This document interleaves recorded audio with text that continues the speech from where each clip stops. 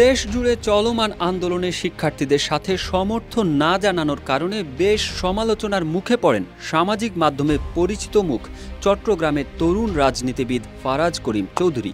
এবার এক ভিডিও বার্তায় তার মা রিজওয়ানা ইউসুফ এর কারণ প্রকাশ করেন এবং ক্ষমা চান।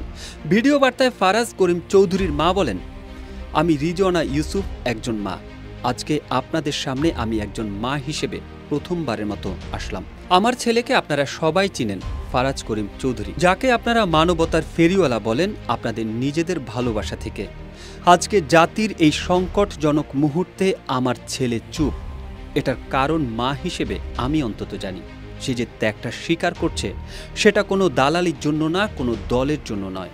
সেটা তার পারিবারিক একটা চাপের মধ্যে আছে দেখেই সে আপনাদের পাশে দাঁড়াতে পারেনি। কিন্তু সে মন প্রাণ দিয়ে যতটুকু পারছে কাজ করছে, চেষ্টা করছে যাদেরকে ধরে নিয়ে যাওয়া হয়েছে তাদেরকে যদি ছাড়ানো যায়। যমুনা রেফ্রিজারেটর, খাবার ফ্রেশ তো লাইফ জম্পেশ। রিজওয়ানা চৌধুরী আরও জানান, আমি কিন্তু চুপ করে বসে থাকতে পারিনি, কারণ আমি জানি আমার দুই সন্তান আমার কাছে কতটা প্রিয়। একটা মা হিসেবে আমি বারবার আমার ছেলের দিকে তাকিয়েছি। ও 5-6 রাত ঘুমায়নি যখন এটা শুরু হলো। ওর চেহারা দেখে আমি তাকাতে পারতাম না। আমি মা হিসেবে কীরকম একটা সংকটময় অবস্থানে দাঁড়িয়েছি সেটা গত কিছুদিন ধরে আমরা সবাই পরিবারের এটার ভেতর দিয়ে যাচ্ছি। কিন্তু আজকে না আর চুপ থাকতে পারলাম না, আর ভয় লাগছে না আমার। আজকে আমি আমার ছেলের জন্য আপনাদের কাছে ক্ষমা চাচ্ছি। আমার ছেলে মানুষকে ভালোবাসে, তার মনটা অনেক নরম, সে মানুষকে অনেক ভালোবাসে। আজকে আপনাদের পাশে সে হয়তো সশরীরে নেই, কিন্তু মন প্রাণ হৃদয় জুড়ে সে আপনাদের সাথে। আমি আমার ছেলের হয়ে আমি লজ্জিত। আমি আজকে লজ্জিত বলছি নিজেকে, মা হিসেবে আমি লজ্জিত। আপনাদের সন্তানদের সাথে আমার ছেলেরে পাঠাতে পারিনি।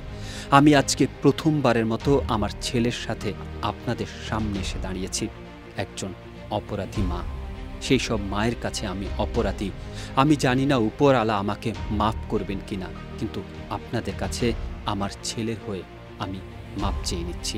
আপনাদের কাছে আমি করজোড়ে মাপ চাচ্ছি।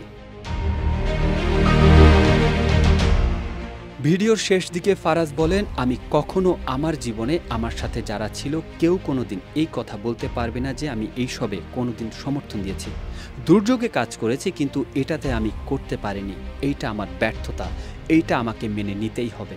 আমি জীবনে যদি কোনোদিন সুযোগ পাই আমি আবার চেষ্টা করব আপনাদের যাদের যাদের ভালোবাসা আমি হারিয়ে ফেলেছি, সম্মান হারিয়ে ফেলেছি, আমি আবার একদিন চেষ্টা করব ফিরিয়ে আনার।